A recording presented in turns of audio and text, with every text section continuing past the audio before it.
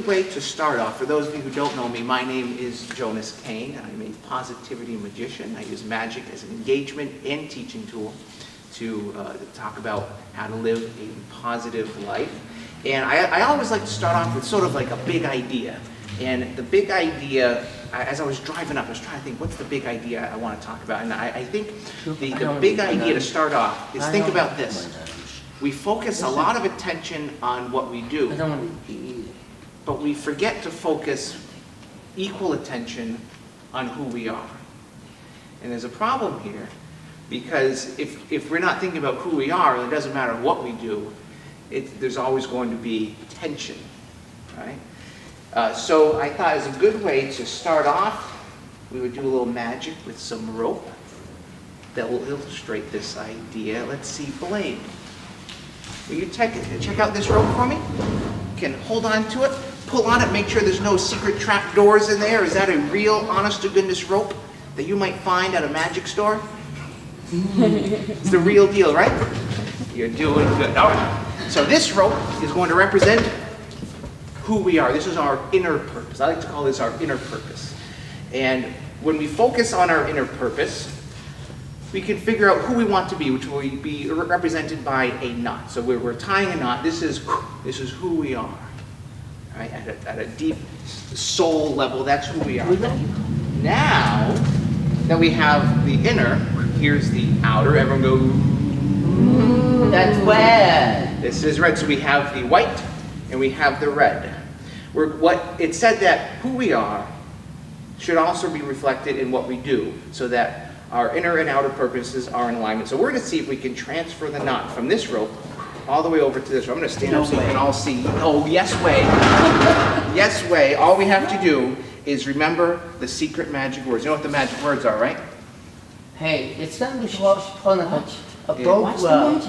It's like a boat. It's like when you twist two ropes together. Yeah. You know, you get what? You get the same kind of rope you might use for tying things, but it gets thicker. But both experts, I've discovered there's no secret. They melt plastic in between it to make it so it won't break. Okay. And that's important. And that's what we're doing here. We're taking the inner and outer, putting them together so that what we do doesn't break, who we are doesn't break, so we can form together, so the knots will transfer all the way to... I think that kind of transferred. I think it didn't work. This knot was supposed to appear over here, and that knot was supposed to disappear. It didn't work. But you know what I think was the problem? I was focusing too much on what I was doing.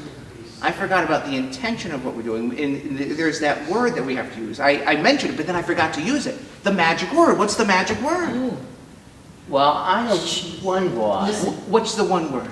Tie two ropes together in one knot. One word. But what's the one word?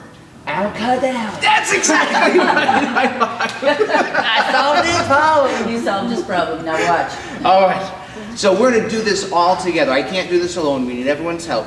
All at the same time. We're all going to say the magic words. Abracadabra. Are you ready? I said, are you ready? Yes. All right. Thank you. On the count of 1, 2, 3. Abracadabra! That was perfect. When we do it just right, watch what happens. Whoa. Hey. Whoa. Give yourselves a nice big hand. That was fantastic. So this knot, well, here's the thing. This is a neat trick, but it's not about what we do. Remember, it's about who we are. It's about why we're doing this. And you did a great job giving us the word. You did a great job checking out the knot, but you didn't get to check out the knot yet, right? So you might think this is a phony baloney knot. We're going to take the knot off. Zeke, I'm going to let you take a look at the knot. You can hold on to it. Make sure that that knot is not a knot. I know that. I know. Is that a real knot? Is that the real deal, Zeke? No. Actually, that's the right answer. That's right. I'll take the knot back.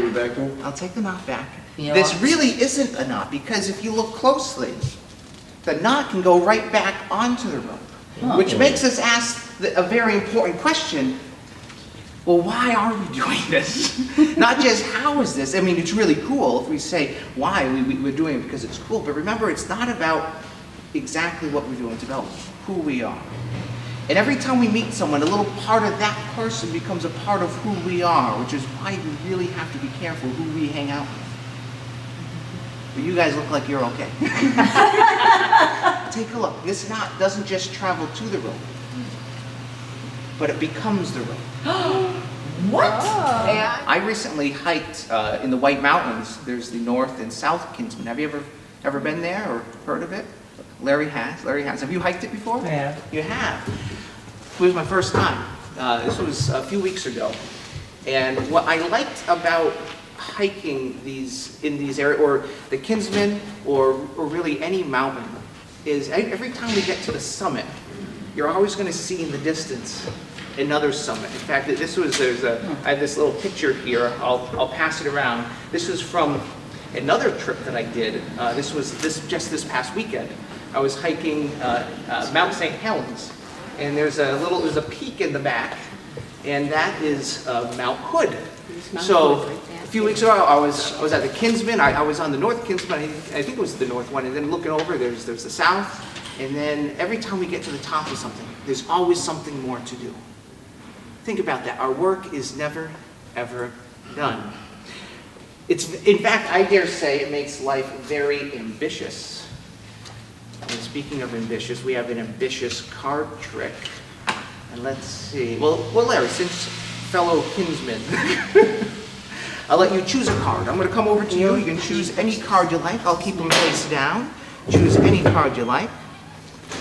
And don't show me what the card is, but you can show everyone else. You can show the camera as well. I'll turn around so I can't see. Got it. Okay. And to make sure this is fair, I don't want you to think I'm cheating. The thing is, I will cheat. I just don't want you to think I'm cheating. Oh.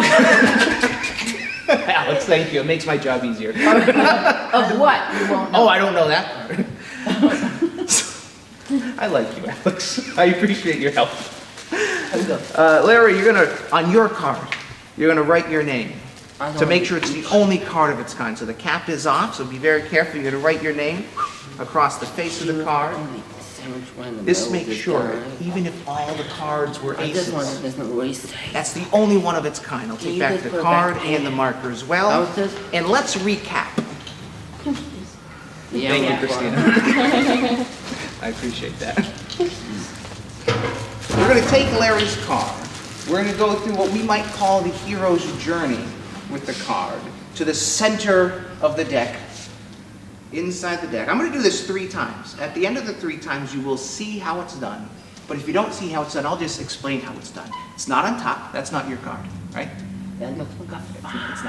It's not an ace. There's no name on it. It's not the 8. Was that your card? It's not the ace. It doesn't have the writing on it. But Larry, all you have to do is give your hand a little magic wave over the deck. Watch what happens. Are you a magician too? No way to see. I am going to wait and see. That was done. Jitterbug. Take a look. It brings the ace back to the top. Let's hear it for Larry. How did you do that? I don't know what for this. Now that was a little quick, but remember I said I'd do it 3 times. That was just 1 time. I'm going to do this again. And each time we're going to peel back the layers until you see how it's done. I'm going to bend the card really big. I did a small bend a moment ago, but with the big bend, you'll really be able to see where it goes. So even though it goes into the middle of the deck, we know the bent card, Larry's card. Oh. So when Larry waves his hand, watch what happens. What? Magic. Larry. Let's hear it for Larry. I studied really hard for that. Good job. Thank you for playing along. Now, I think. Wait. Well, that was number 2. But there's still one more time. I'm taking the bend out as best I can. I'm going to do this one final time. But this time, I'm just going to place the card halfway inside. Just halfway. And you're all going to see how it's done. Except for you, Ann. You're not going to see a thing. But I'll share. But it's nothing against you. It's just that you're too close. Okay. If I was doing this for Paul, you would see everything, but then Paul wouldn't see it, right? This happens in our everyday lives. We get too close to things and we don't see what's going on. But Paul will explain at the end anyway. Ace of diamonds goes back inside the deck, just halfway. You're going to push it the rest of the way. Just push it all the way in.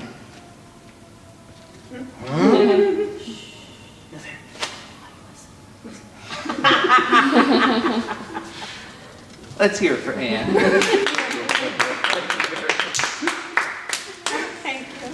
Oh, I almost forgot. I did it 3 times. I did it 3 times. You didn't see a thing, but Larry probably saw everything, right? We're going to finish Larry's. This is Larry's hero journey. Larry has gone into the cave of the deck 3 times, and each time he's always found his way back out again. Now, you didn't see a thing, but probably everyone at home saw everything that was happening because you had this eagle's eye view of things. Instead of having the ant's eye view where you miss all the details, the eagle's eye view, you step back, you can see more of the details. We were so focused on what was going on over here that we weren't seeing what was going on somewhere else, up here, right? The same thing happens in our everyday lives. We focus on the things that we think are important, all the while we're missing the things that are truly important for a happy and positive life. In fact, there's this little card that's been sitting over here. This is I was looking for this earlier, I couldn't find it, but then as I was digging through my bag just before I started, I found that little folded up card. Perhaps you saw that on the table from the very beginning. Did you see it on the table earlier, Ann? No. You see, because we were looking, but we weren't seeing what's right in front of us. I'm glad you didn't see it, because that ties right into what we're saying. That card, from a different deck of cards, what are the chances that this is the ace, Larry's ace from a different deck of cards? What do you think the chances are? 50-50? 1 out of 5,000. It's very 52 slim. times 52. Maybe not 1 out of 5,000, but maybe 1 out of 52, maybe. All right. I was thinking you had to multiply it. Oh, okay. But let's take a look and see what card this is. The Ace of Diamonds. Whoa! Not just any Ace of Diamonds. Wait a minute. Larry's Ace of Diamonds. You didn't sign any other cards, right, Larry? I don't know. This is the only card you signed. Wow, Larry. Big hand for Larry. Yeah, all right. I get to keep that. You get to keep it as a souvenir of the fun time that we've had What at River Garden? right here at the River Garden. You know what I think might be a fun thing to do at this point, especially for those of you who just arrived. We've been talking about magic, we've been talking about missing things that are right under our noses, and I think a great way to dive into this further, I have a little magic trick that I can teach you, I'm going to teach you this trick. And by teaching it to you, it'll really drive home how this works. This is a special $50. Alex, you can take a look at the $50. Make sure that is a regular coin that you might find on eBay. We're going to use this coin to demonstrate how magic works. You know, there's one thing that costs. Watch what he's going to do. Watch close. It's going to disappear. It's going to disappear. 1, 2, 3. The coin stays, but the pen disappears. Where did the pen possibly? It's in your It hand. was in my hand. Oh, Behind no, his ear. What I like about this trick is that the setup was, you thought the coin was going to disappear, right? it was the pencil. But I didn't say the coin would disappear. I just said it would disappear. And I meant the pen. This happens all the time. It highlights the illusion of communication, the illusion that it's taken place. What I said was true. It's just that we interpret the events in our lives in many different types of ways. I'm going to show you one more time so you can see the eagle's eye view. If I turn it this way, you will see everything that I do. The pen, the coin. We go 1, tap. We count 2. We go tap. But on 3, look what I do. I put it behind my ear, and then I come back for 3. And everyone's trying to figure out where the pen goes. And When that happens, that's when we can make the coin disappear. Where we get an even bigger round of applause.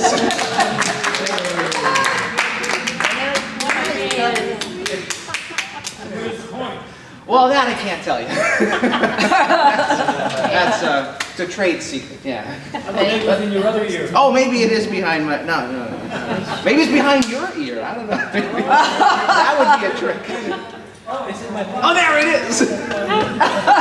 When I was a kid, David Copperfield was my biggest inspiration. David Copperfield inspired me to want to become a magician. As children, we're often told all the things that we can't do. You can't do this, you can't do that, sit down, shut up. Adults can be so mean to children sometimes. Yeah. And yet, here was this grown man doing what no one is supposed to be able to do. He was making the Statue of Liberty disappear. What? He was walking through the Great Wall of China. There's no windows or doors. I was like, time out, who does this? He was this grown person doing what you're not supposed to do, like physically be able to do, let alone being allowed to do. And that's how I knew, even from a young age, that I wanted to be a magician. And ever since the beginning, I've always been looking for the greatest magic trick of all. I've been looking, I thought it would have to do with something to do with card tricks, sleight of hand, smoke and mirrors. But what I eventually came to understand is that real magic has nothing to do with tricks at all. It's your imagination. That's a huge part of it. That is a huge part of it. You're right, Alex. And Because sometimes your imagination can bend like things like a mirror. Okay, now it's his turn. Your imagination can bend things like a mirror. Like when I see an object, my brother thinks it's far away, it's up close. You know what it's called? what's it called? Optical illusion. Just like magic. Magic is this illusion. I like to think of magic as a reflection, though, of reality. So magic, this is one of my favorite definitions. Magic, like art, is the lie that points to the truth. Yeah. Because we know it's all just tricks. We know that there's this secret behind it. But even though it's this lie, like when you see a painting, you're not really seeing, like on the handout that I passed out, that picture of the mountain, that's not really a mountain, that's just ink from my printer, right? But it points to the truth. It's pointing to the truth. This whole presentation today, I call this presentation the hero's journey to joy. And I say that, I say it's this hero's journey to joy because so often we are afraid to look at our past. We're afraid to look at our quote-unquote demons. We're afraid to look at all the things that we've been avoiding. In fact, one of my favorite quotes comes from the great mythologist Joseph Campbell. He says that the cave you fear to enter holds the treasure that you seek. Yeah. And so often this treasure that we're seeking is healing our past hurts. Healing in the mythological realm, lens, it's this disruption to our ordinary world. And what I've discovered is that real magic has much more, instead of being about tricks, instead of being about smoke and mirrors and sleight of hand, it has everything to do with this, because this is something that has not only changed my life, but it's also saved my life along the way. And it saved many people's lives.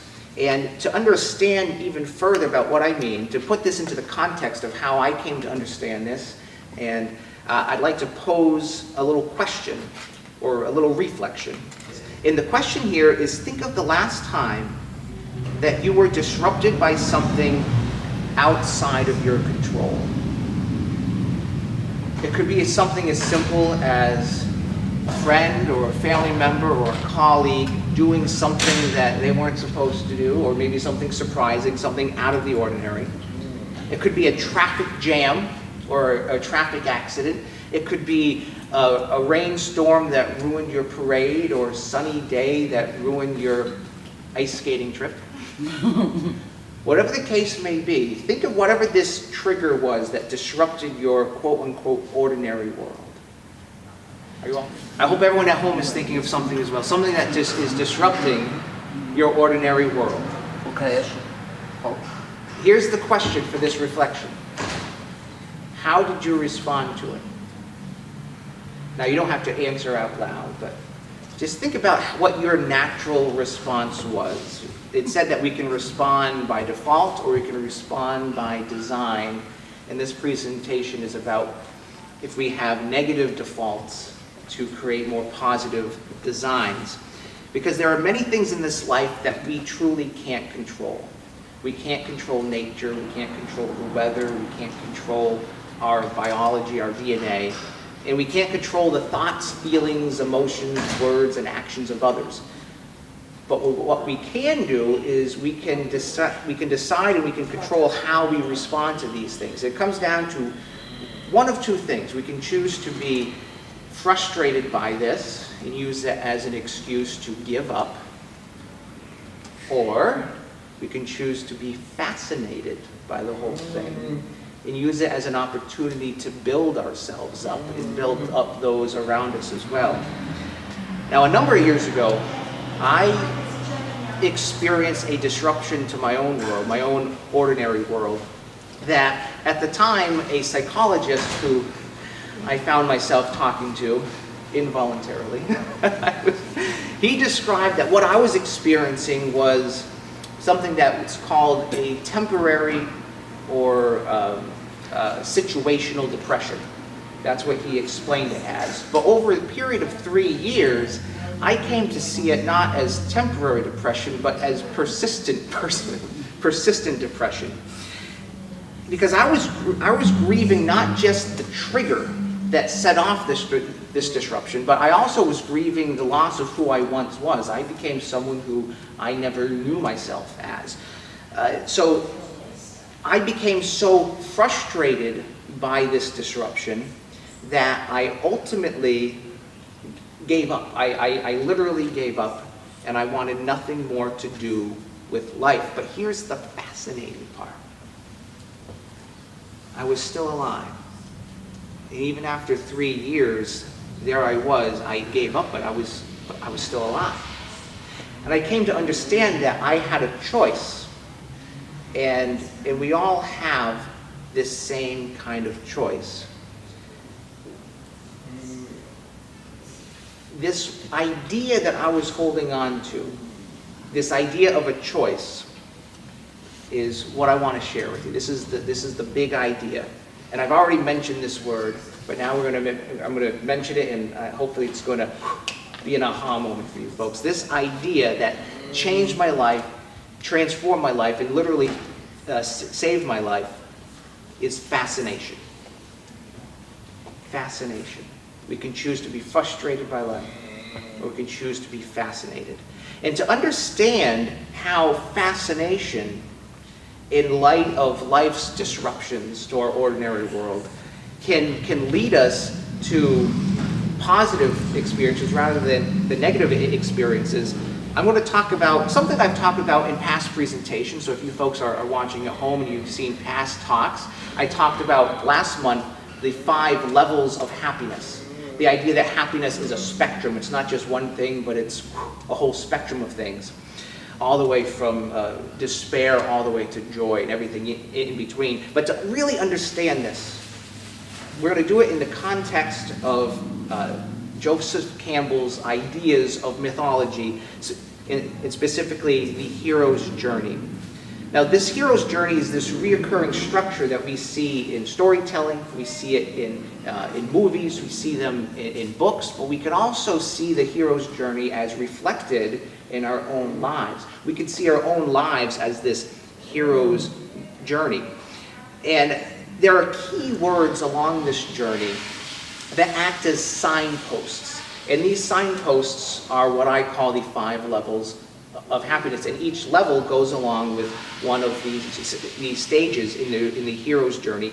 Now, in the structure that Joseph Campbell and many other mythologists, like Christopher Vogler and all others who talk about myth, there's many, many different levels. I'm just boiling it down to 5 essential levels. Well, really 6, but it's really 5. You'll see why. And it all starts with our ordinary world. This is the ground floor. This is the ordinary world. This is what we're experiencing right now. This is me talking to you, Ann, and this is This is us just hanging out. This is our ordinary world. And this is the state that we all accept. We accept this ordinary world as ordinary. That's the first level, is acceptance. It's the same ground floor for happiness. Happiness is built on acceptance, but also unhappiness is built off of acceptance. We could choose to be fascinated by things we can't control, or we could choose to be frustrated by the things that we can't control. And that brings us to the trigger. In the hero's journey, there's this something that disrupts our ordinary world. And we can choose to respond with frustration and start digging a hole into unhappiness, or we can choose to be fascinated and build ourselves up rather than giving up. So level 1 of happiness, fascination. Level 1 of unhappiness is fascination. Level 1 of unhappiness is frustration. Next, the call to adventure. When fascination is faced with these disruptions, this becomes a call to adventure. And this is where curiosity leads to inspiration. Because if we're not fascinated, we're not going to be curious, we're not going to be looking for creative solutions to these disruptions in our life. But when we are fascinated, it leads to empowering dreams, empowering goals as solutions to our life's disruptions. Conversely, if we choose frustration instead, we're going down, that chokes curiosity. We're not curious anymore because we're just getting frustrated, and we're more willing to give up, preventing inspiration, leading to confusion. So level 2 of happiness is inspiration. Level 2 of unhappiness is confusion. Once we have these empowering dreams and goals, and we become motivated into action, this is where the real journey begins. And I just have it as this one small paragraph in here, and I have a few copies of these that I will give you folks, but really the journey could fill volumes. There's so many things we could talk about the journey, but for our purposes, the journey, level 3 of happiness is motivation, level 3 of unhappiness is discouragement. When we're not curious, we're not inspired, we don't get empowering dreams and goals, we become discouraged, and we will never jump into action. Next, we have the ordeal and reward. The ordeal and reward. At some point during the journey, the hero inevitably comes face to face with the biggest challenge and receives the due reward. Now, this success serves as positive affirmation that despite the challenges, the hero is going to keep on fighting the good fight. Conversely, if we've been discouraged into inaction, we can receive negative affirmations. We can receive negative affirmations for not achieving success because, misery loves company. Everyone loves pity parties. We all like to say, oh, woe is me. We love this victim mentality. I know for me, during those 3 years, I loved the sympathy everyone was giving me. Oh, poor Jonas. Oh, poor Jonas. I fed on that. I loved it. Even though I hated my life, I loved that. So why would I ever want to build myself up if I was getting these rewards for it, right? So level 4 of happiness, positive affirmation. Level 4 of unhappiness, negative affirmation. Finally, we get into the transformation. This is the final stage of the hero's journey, and it's the transformation of the ordinary world. This is where we experience the highest levels of happiness, which I define the highest level of happiness. This is joy. This is where true enjoyment and excellence becomes possible due to the hero's courage to take on the challenge of the transformational journey. Conversely, when the hero is content with the illusionary rewards of negative affirmation, because they're not really rewards, but it's the illusion of rewards, this can lead to the experience of hopeless despair. So level 5 happiness, joy, this is the goal. Level 4 unhappiness, despair. My own story, again, I spent 3 years experiencing this dark night of the soul, as they say. I was experiencing the pits of despair. And one day, I embarked on a journey because I realized I was still alive. There was this piece of me, even though I had given up, there was this piece of me that said, well, if I'm alive, why don't I live while I'm alive? So many people are afraid that their life is going to end, that they don't consider that maybe their life hasn't even begun yet. So I embarked on this journey to crawl out of despair and back to the solid ground of acceptance. And once on that solid ground of acceptance, I decided from that day forward, I was going to make some better choices. And the very first choice that I made was a simple one, and yet a profound one. From then on, instead of getting frustrated, I was going to become fascinated. I was going to maintain curiosity. And in so doing, I became the hero of my own journey, the hero in my own story, inspired and motivated to answer this call to adventure, to grow, to become more than I ever dreamed I could be. To now, I'm sincerely living the highest levels of happiness that I've ever experienced. Yeah, John? But this is what I'm so excited to share with you folks, because it has been transformational for me, and as I've been reading and sharing these ideas with others, I found that there are other people like me who have also seen their life as this hero's journey. And I wish I knew then what I know now, because this could have been very helpful during that initial trigger that sent me spiraling. And seeing your life as this myth can be very exciting. It's like literally living a movie or a fascinating book. One thing that I like to do is I like to imagine who would play me in a movie. Like if my life was turned into a movie, who would play me? Have you ever thought that about who would play you, Anne? Do you know? No?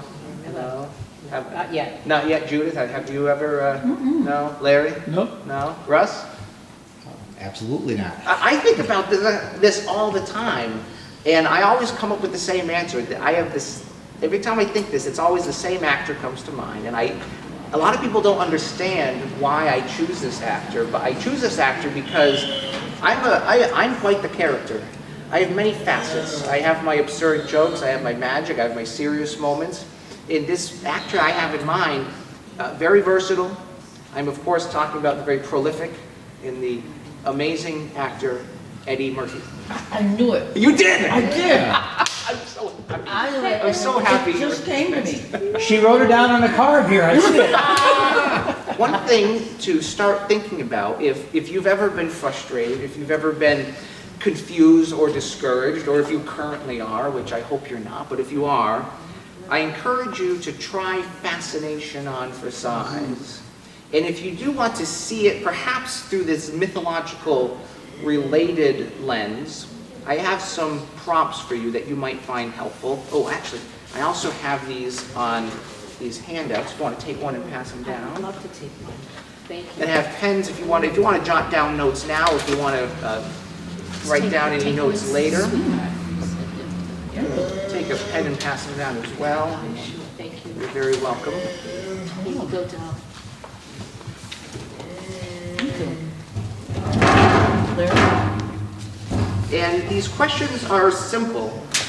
Thank you. Number one, if your life were a myth, how would you describe your ordinary world?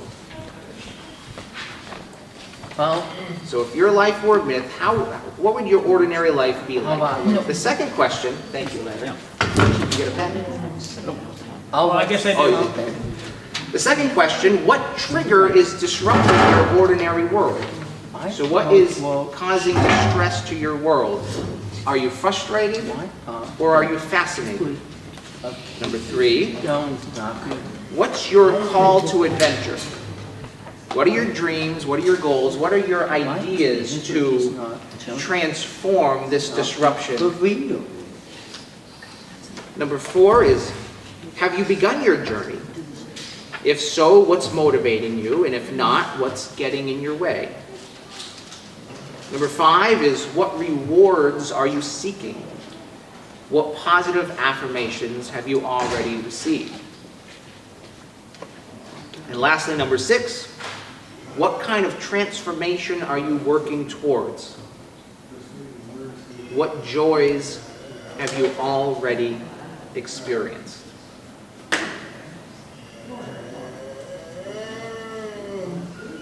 Now, it's been years since I first went through these same prompts for myself.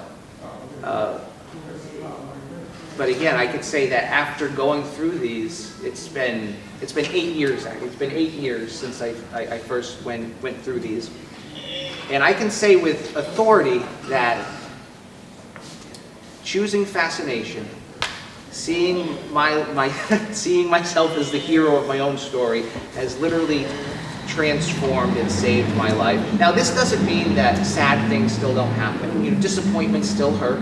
I still cry when sad things happen, but I also know that seeing life from this other perspective of things, instead of being frustrated and giving up and being fascinated and building myself up, it makes the dark days less dark. It makes sad days a little less sad, because for 2 reasons. Because one, now I see, instead of ignoring all the possibilities, I'm exploring all the possibilities. And I also know that now I have this process. I have these questions that will help me stay inspired and stay motivated, instead of, if I find myself using too many negative words, I realize, oh, I'm falling back down below acceptance. Well, that's not a good thing. So, as our parting ideas, I'd like to leave you folks with this thought. No one and nothing can make us enjoy life, and no one and nothing can make us excel in life. These are personal choices that we can all make, and we choose to enjoy life when we choose to be fascinated instead of frustrated, when we choose to explore the possibilities rather than ignore the possibilities, and we choose to excel in life when we take what we know, when we take what we've been given, and we choose to do something amazing with it. And I'm going to go back to a quote that I said at the very beginning. The cave you fear to enter holds the treasure that you seek. The cave you fear to enter holds the treasure that you seek. What are you afraid of? And if you don't think you're afraid, well, what are you avoiding? What cave are you avoiding going into? It's exactly that. That's where you're going to find your treasure. In other words, stay fascinated, my friends. It's been a joy being here. Thank you all so much for coming. I see we're working on the questions and the prompts. Please continue to do so. I'm going to be sticking around, but I think that about does it for you folks at home. I hope you enjoyed today's presentation. I'd like to thank all of our guests. Where's the $50? Oh, the $50 disappeared.